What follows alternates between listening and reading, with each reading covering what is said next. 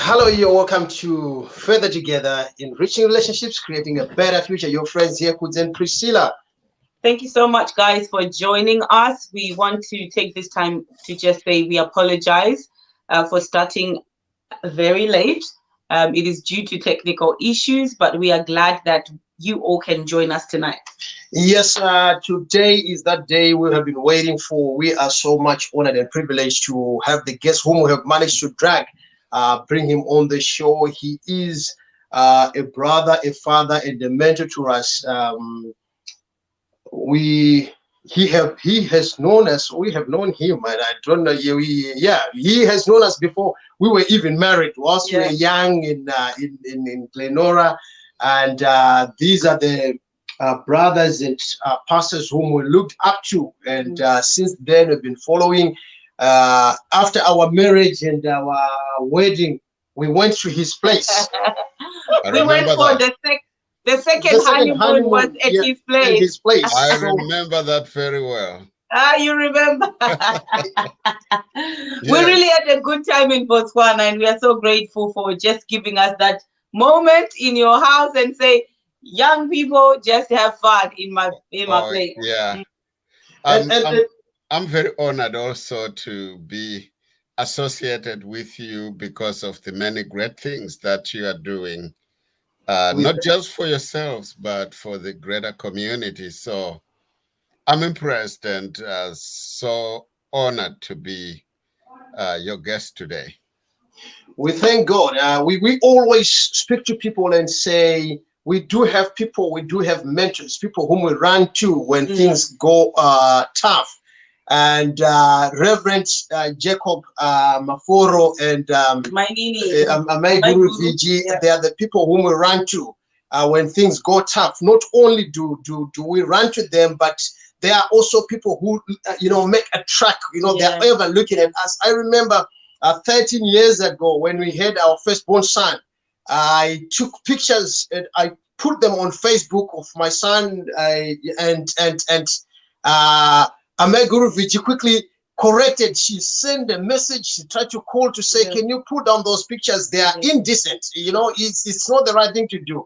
Then we quickly had to correct it. So we cannot before asking why. Because they are people whom we trust. We have been with them for long, so we trust their judgment, and it is quite important to have such people. And tonight we have invited Reverend Jacob to speak about the importance of premarital counseling. Yes, guys, do share this broadcast.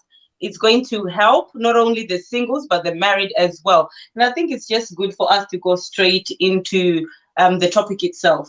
Yes, Rev, you are one of the people who call so much for premarital counseling, and whenever we speak to you, you encourage us at this topic. What is it, premarital counseling? Okay, thank you. And once again, I appreciate you having me here. But as we talk about premarital counseling, from the onset, I would want us to know that we are not saying that those who have not had an opportunity to do premarital counseling are anything less than those who have. But yes, we are today talking about the value and the importance of having that. First off, we're talking about people who are coming out of courtship and looking into a next level of their relationship to grow it, and they need to reach out to someone who is qualified to provide guidance for them. Many times people feel like they can just go to anybody. It is important to seek out for someone who has a good track record and in providing that helping ministry. Sometimes people go to anybody. I think that it is important for us to know that not all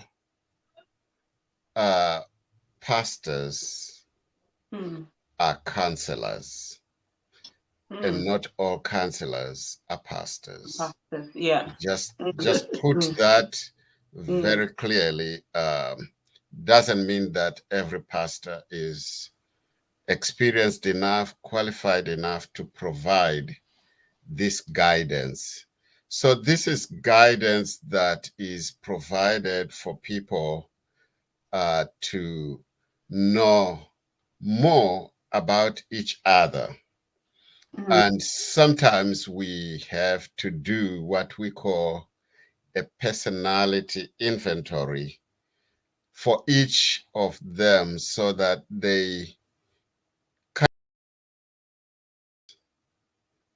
but they also know the other person in terms of personality differences. We don't only look for differences, of course, we have to look for some of the areas of convergence. So that's one thing that we try to do. And the next thing we try to do, obviously, is to have a conversation related to preparation of marriage. And when I talk about preparation of marriage, I'm not talking about preparation of wedding.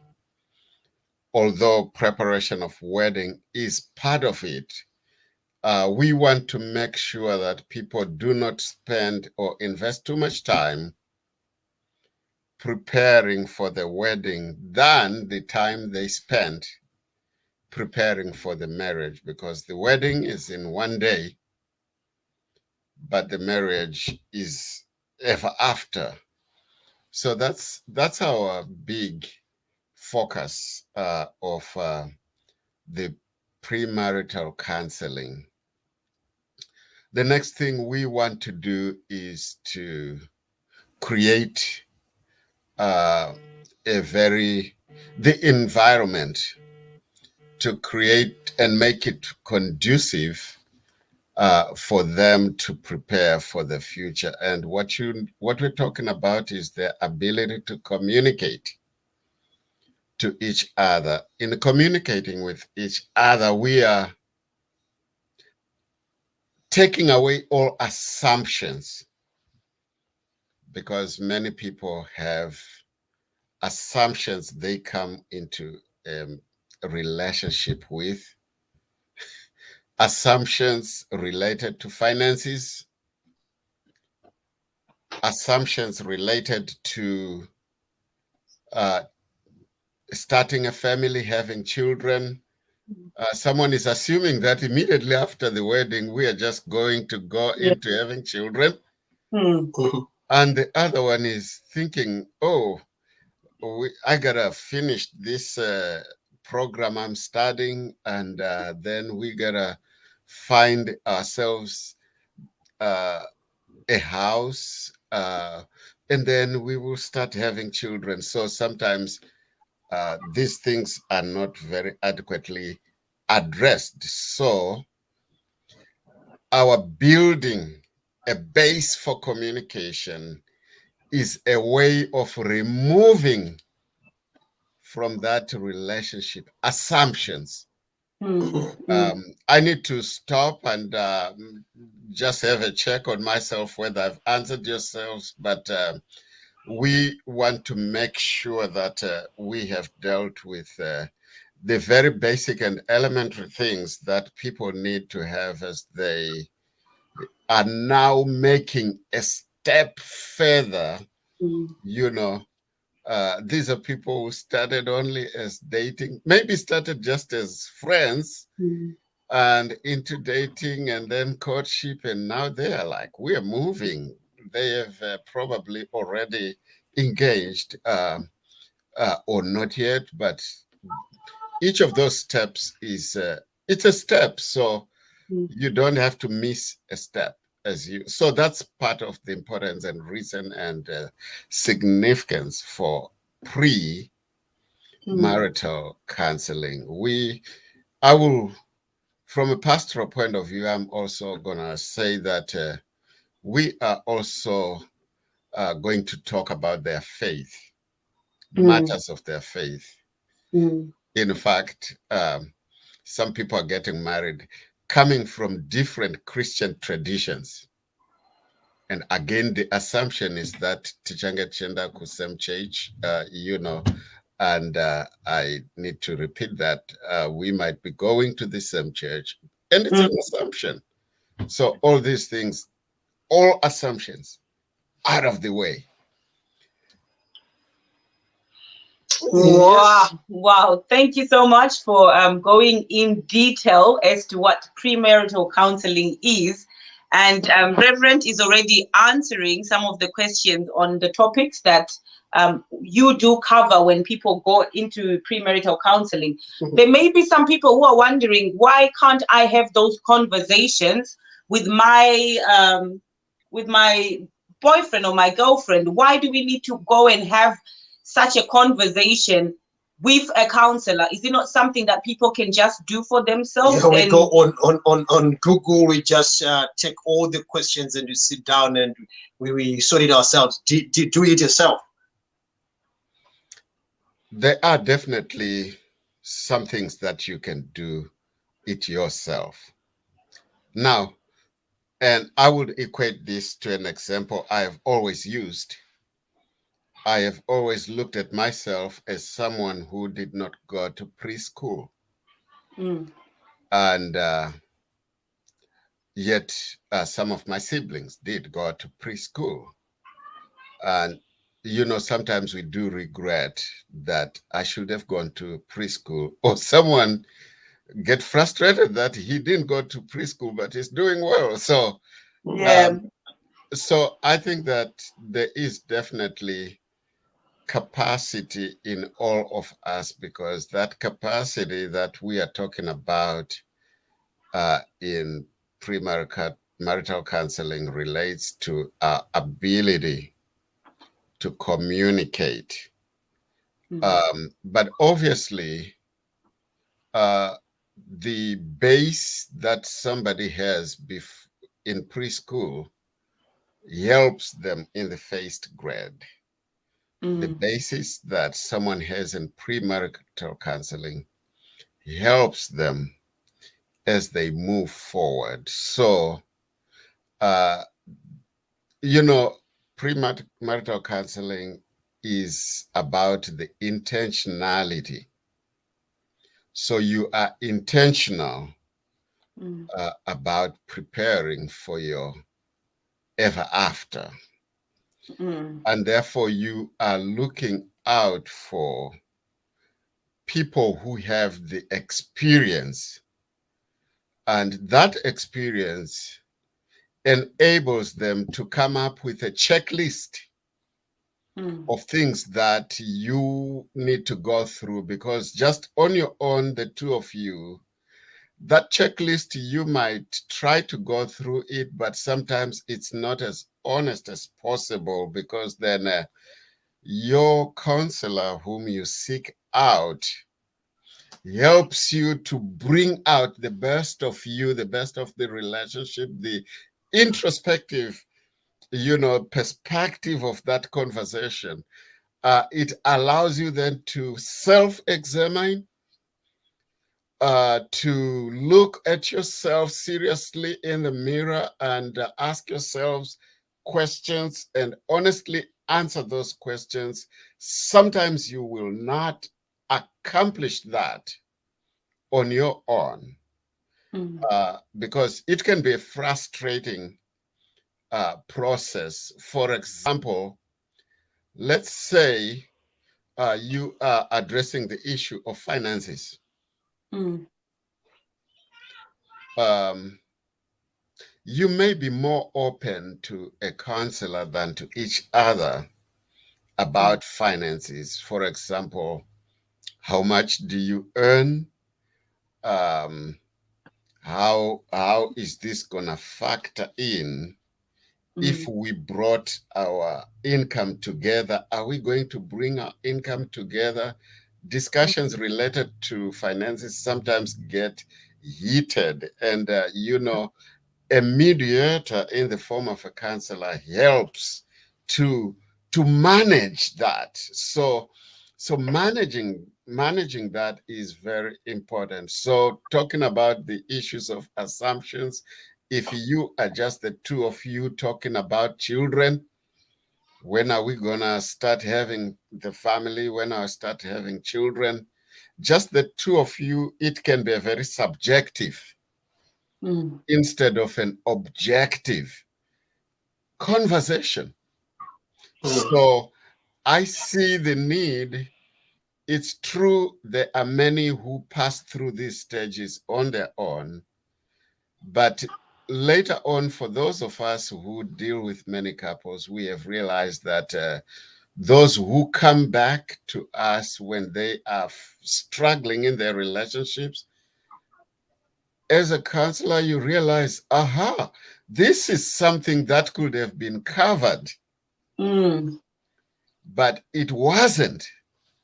And now it is coming back to haunt this couple. So you can skip that step, but sometimes you may do very well, but sometimes you may it may come back to haunt you in your relationship. And yes, those who have the experience, they will tell you that this is a result of a step that was skipped. Rev, there are moments where I remember vividly, we had an intervention, Priscilla and I, and we called you. It was a little bit difficult for us. And we said what we thought was the problem. Then you turned to us and you said, that's not the problem. That's just an excuse. If you look deeper, there should be a reason behind. And you mentioned 4 or 5 nuggets and say most reasons they lie between this side, and this side. And when we went and sat down with the couple digging deeper, we discovered that definitely it was just an excuse. For those who are watching right now, they might want to ask to say, what are the main, probably 2 or 3 reasons that those who are in marriages always come to you with to say, we need counseling? And when you look at them, you say, these things, they could have been covered in premarital counseling. Of course, the biggest thing that people come back for is infidelity. Infidelity is big. And therefore, then the second one is the failure of communication in terms of conjugal, rights. For many people, it's also as a result of failure to communicate, because people have different environments and settings. Let's say, for example, people are working shifts, and because of that, it's difficult for them to be home at the same time. And if they are home at the same time, they are both very tired. They are both very worn out. One is probably not, as worn out as the other. And in the process of then, demanding conjugal rights, you see that that's a big issue. And this issue, I see it more amongst the Africans, African culture, where husbands say it's gotta be. It's gotta be.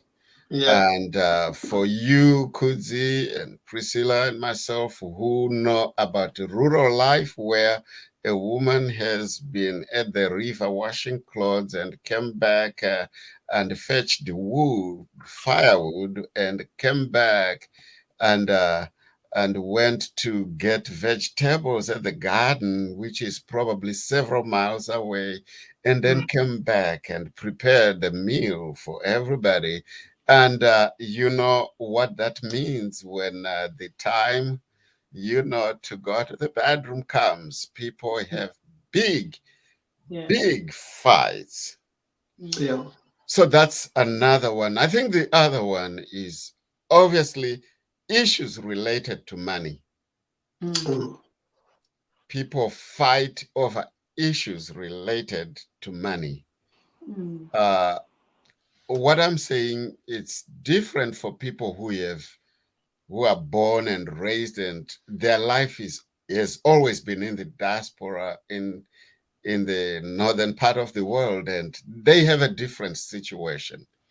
But for you and for me, we also have to send money via Guru.com, via World Remit, via Western Union.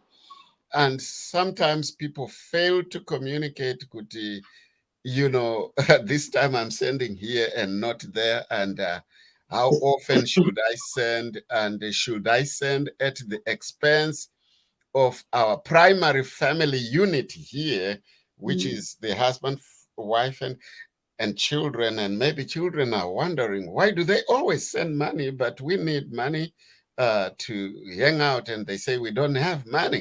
These issues kind of tear people apart. But obviously, the failure to agree on how we are going to manage our funds. And if you can't manage those funds together, you can never really get to the point of investing, because you'll be fighting all the way. And how do we manage this? It's the other problem. But I think if you try to go back to Africa, you are also talking about somebody in the process of dating and courtship. They were always taking their girlfriend or their boyfriend to a brother who is very well up, to a cousin who has everything. They did not take them to their parents' house where they're actually coming out of. So after the wedding, the other one is like, is this where we are going to live? And all these things, people skip these big steps, and these steps, they'll come to haunt you, and you will struggle. So I'm just saying things that I feel like if they are not really ironed out, don't go into that marriage before you have really communicated about the most significant aspects of the marriage, even the wedding itself. Talk about it. Be very clear. I said that as you are moving towards the wedding, for example, sometimes the expectations are different. Someone is simply saying, let's get married. That's all they want. The other one is like, no stress. The wedding we went to, they are talking about the wedding planner and the planner of the wedding planner and all those things. And it becomes way, way beyond. So the failure to live within your means, when people are still friends and then dating, and then they're always going to eat out. Yet when they get to the marriage, they won't even afford to go one day to eat out. So be as real as it can be. And so I am simply saying you might skip some of these things if it's just the two of you. You need a third player who has the experience in the helping ministry. Those are powerful, powerful nuggets. It is so true that sometimes people get married. You don't know how much your spouse earns. and you get into marriage, you still don't even know how much your spouse earns. And we hear this a lot of times. I don't know what my wife earns. I don't know what my spouse earns. And, you know, when these conversations can start off prior to you getting married, it can become easier. Having that financial intimacy, even as you dig deep and grow stronger in your marriage. And we have questions here from Tandy. Question 1 says, is this premarital counseling or at any stage? Is it free? And how accessible is counseling for people? So that is the first question. Is it free and is it easily accessible? And the second question is, bear with us. You just click at the bottom. The second question is, in your experience, Reverend, as an experienced counselor, do men agree to counseling easily, or do you see more women being open to this idea? I think that's a very important question. Let me start with the second one. If this is very different, if we're talking about premarital, you have not yet gone into the marriage, and therefore you are both agreeing that as a process leading to our marriage, we need this premarital counseling. And usually it's easier before. Where I have seen problem is when people are already in the marriage and one of the two suggests counseling. And that's when you hear someone saying, she wants to take me to counseling. I think there's something going on between her and that counselor. And therefore, the gender of the counselor matters a lot when it's now a conflict situation. So remember, when we're talking about premarital counseling, it's not usually crisis or conflict. It's proactive. You are being very proactive. You are seeking ways to avoid the avoidable. So there is those things in situations. Some of the situations, for example, they relate to issues like being open with each other about diseases we might have, things like HIV and AIDS or any of those things. Don't hide. Don't hide. So most counselors, they will help you to bring out, because it's you, the two of you, who must bring out the information. It's not the counselor. But you are getting to someone who helps to facilitate the process, which if you do it alone may not be as truthful, may be as biased as so that's the situation we have to deal with. So I think that in crisis situations, a lot of men, they're difficult to drag them. You literally drag them screaming and kicking to go into counseling. Masculinity, which I think must be transformed, tells them that I got it. I can do this. In Shona ndiana kambokudza nezvakansela iyeyi. So a lot of mistrust. But I don't want to be too harsh to men. Women have the same as well.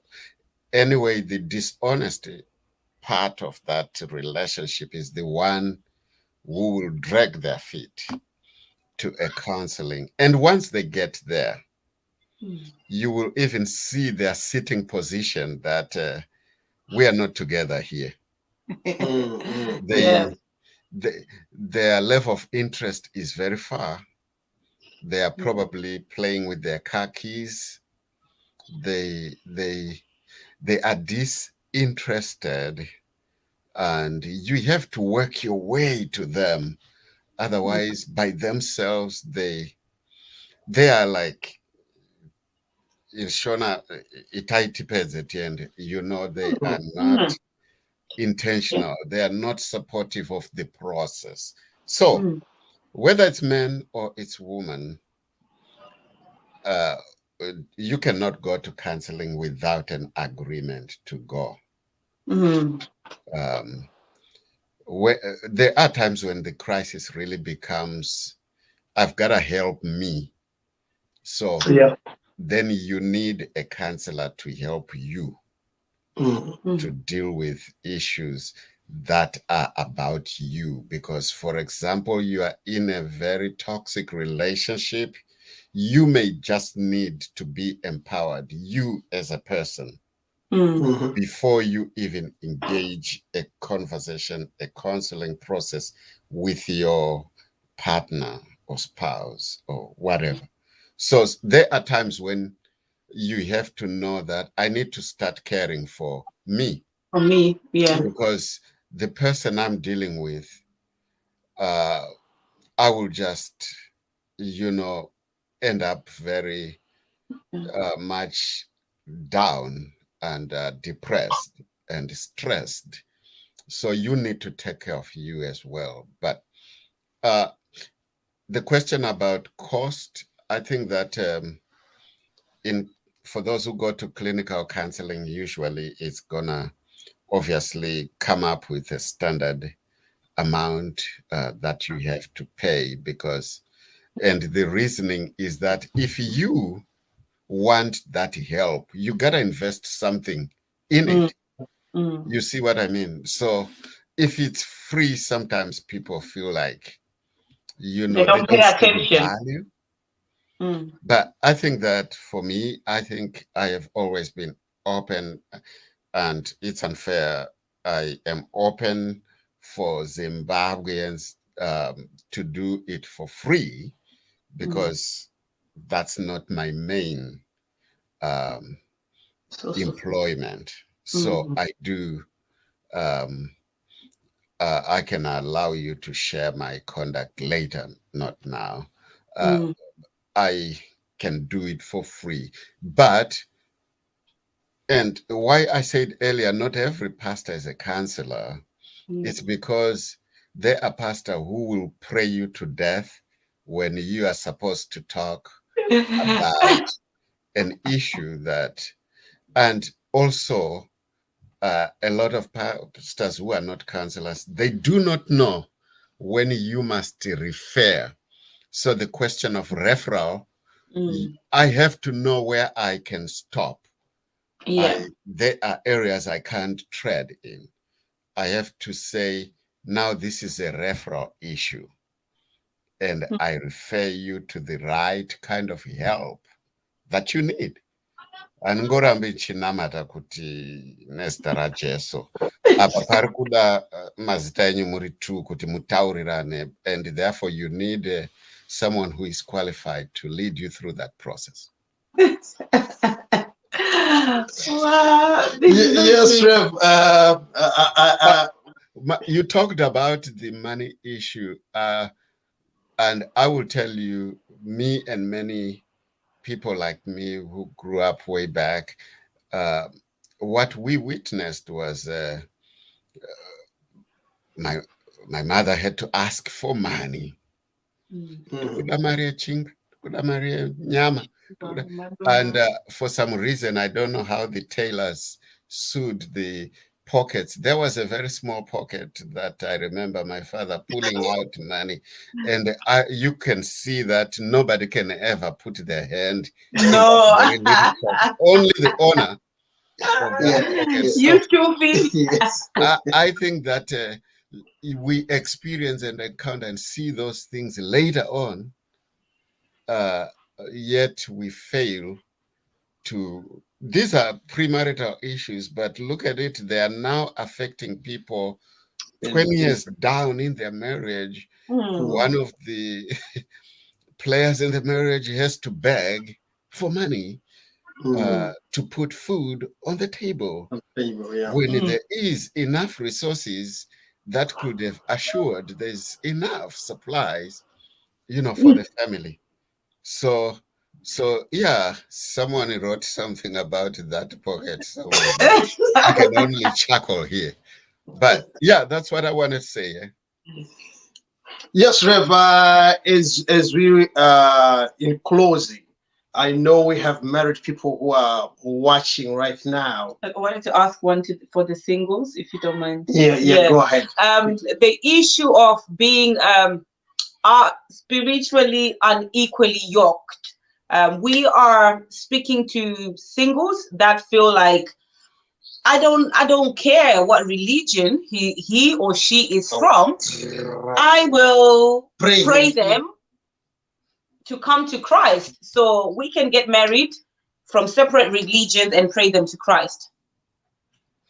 I think I do agree with you there that sometimes we think I don't know where that comes from, but we tend to think that we can change someone. Remember, in scripture, nobody changed Paul.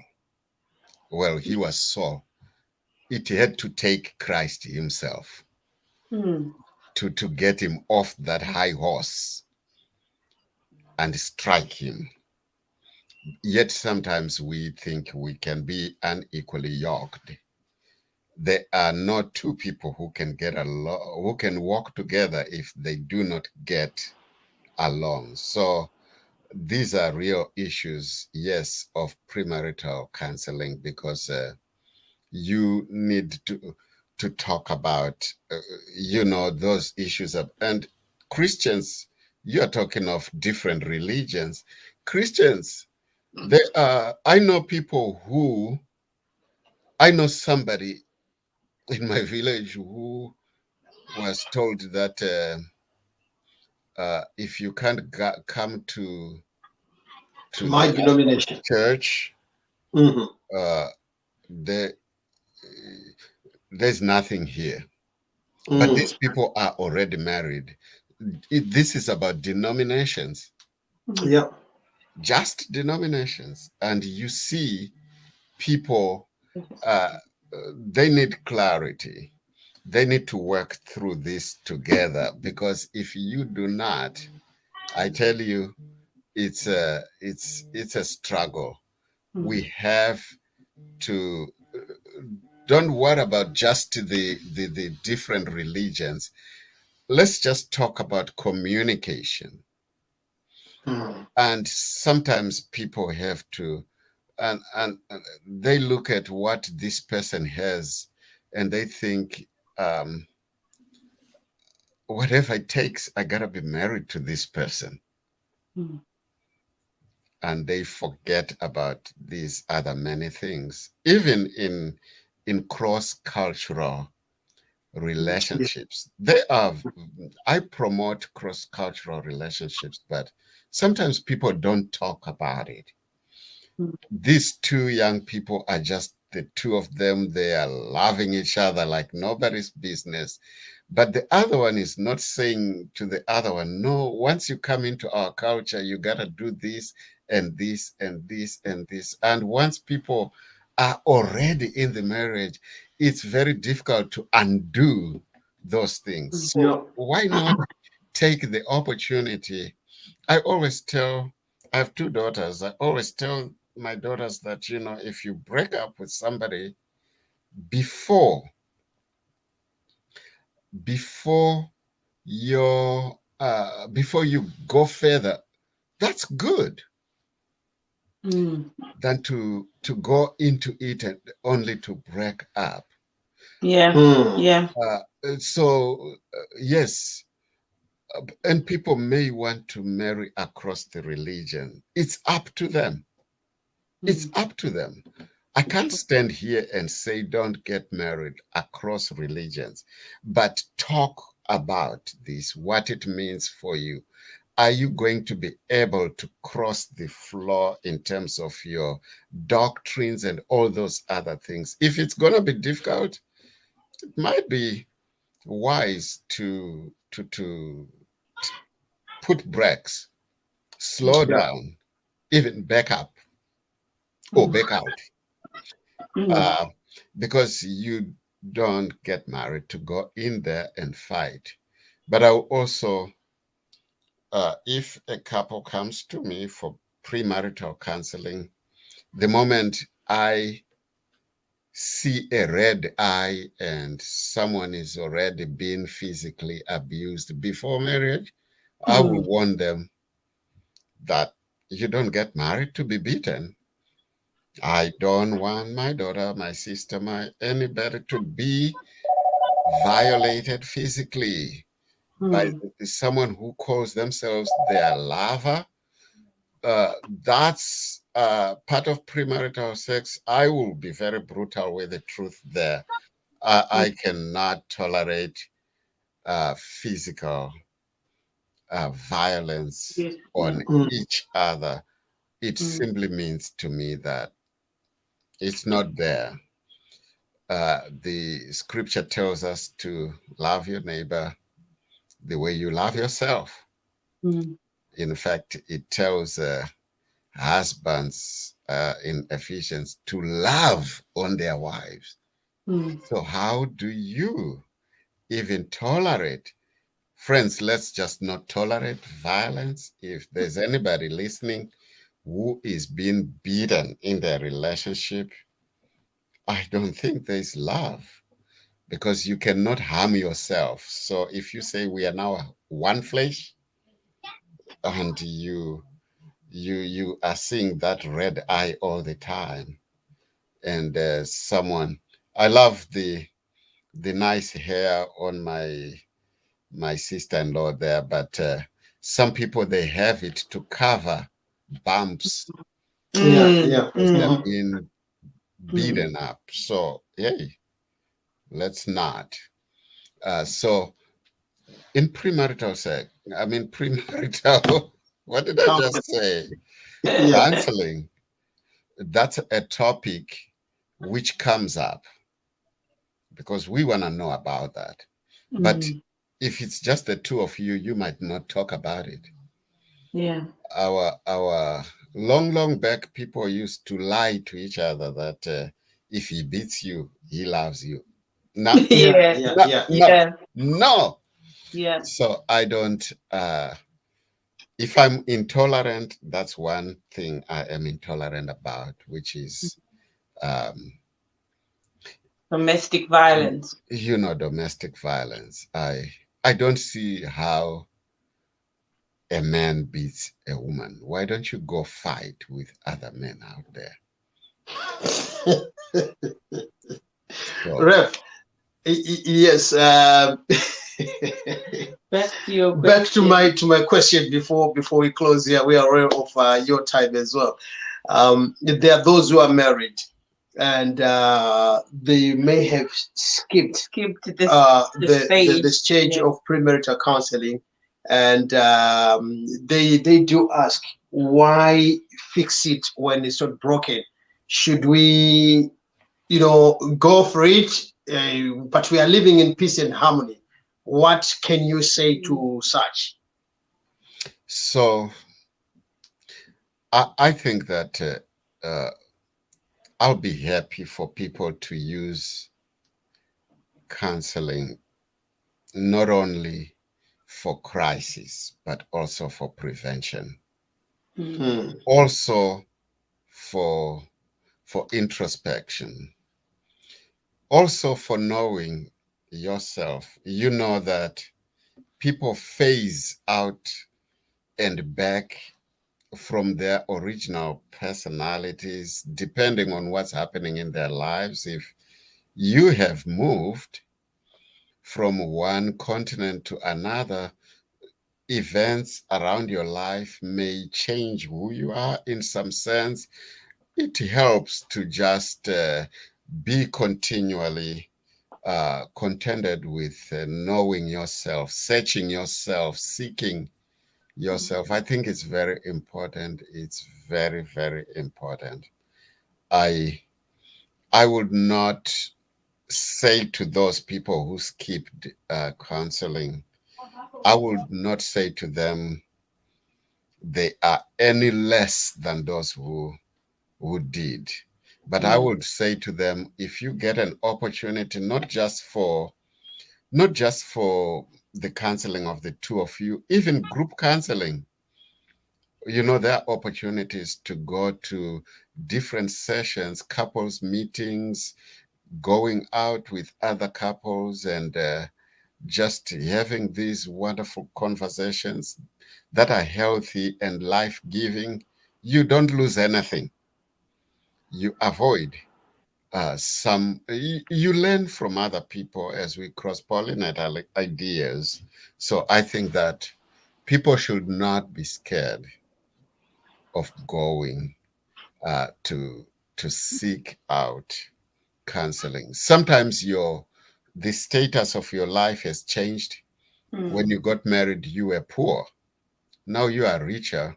The circumstances have changed, and therefore you may need some input into how you manage your affairs, how you manage your assets, how you manage all those things. You need, there's obviously going to be some things that are outside of yourselves, and therefore you can seek out help.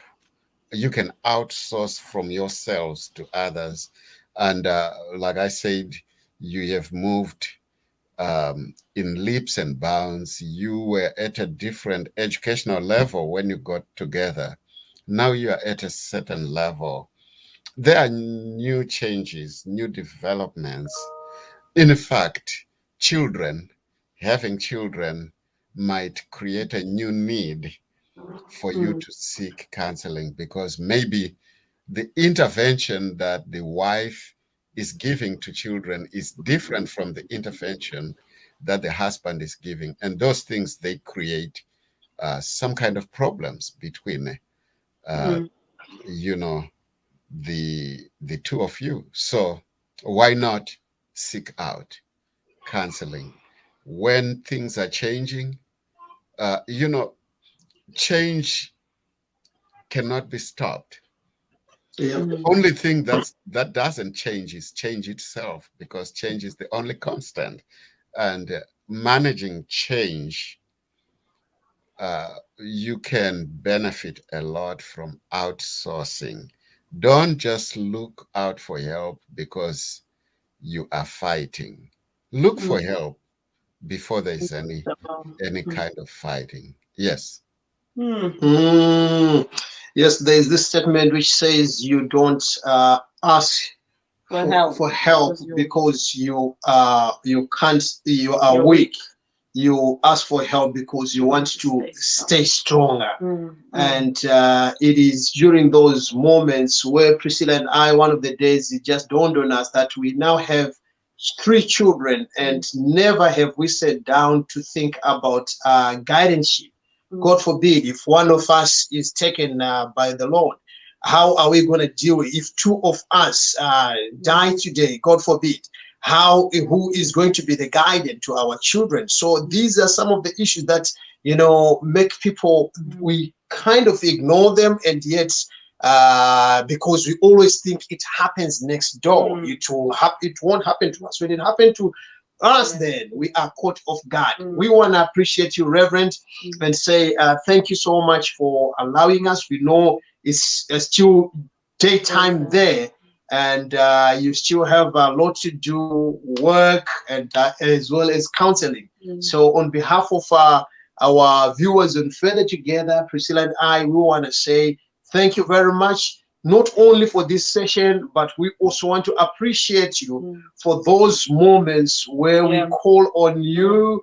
And sometimes Priscilla sends private messages and it's like, Reverend, I'm not. I don't know what's happening.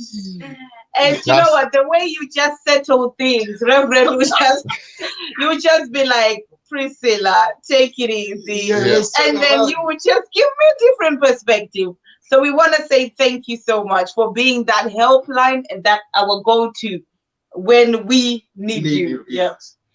When so people, wherever they are, they need to know who are the people they should go to.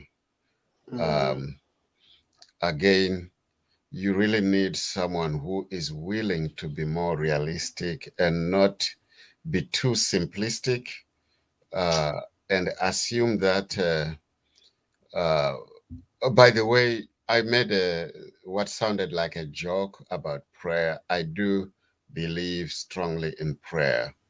Prayer has a real place in my life, in your lives, but you need also to know more about yourselves, especially getting that opportunity to have a personality inventory, to know. You need to know you, know your spouse, know the environment. For other cultures, it's okay to just deal with this too, but cultures like yours and mine, it has so many other influencing factors and people. Wanatete, uncles, parents. In where I come from, there are people who are still staying with their parents at 40, at 50. They now have their own grandkids. They're still staying in their parents. They are all those things that we must take into consideration. How many visitors can we take at a time? How do we take into consideration our children? All those things. But I want to encourage people. Yes, if it's not broken, don't try to fix it. But you can be able to take preventative action, avoiding the avoidable. Some things are avoidable. So that's what we are talking about. That's the benefit of premarital counseling. Hey, I want to thank you for having me today and giving me the opportunity to interface with your audiences. Again, I feel very honored. I do not have a right to be here, but you have just found it in yourself to invite me. So thank you. Thank you, and say our huge thank you to my Guru VG for allowing you to be on this platform tonight. We love you both so much, and God bless you. God bless you too. What more shall we say apart from saying thank you to those who are tuning in? The Further Together family will meet again next week, God willing, time permitting. God bless. Thank you very much. Bye-bye.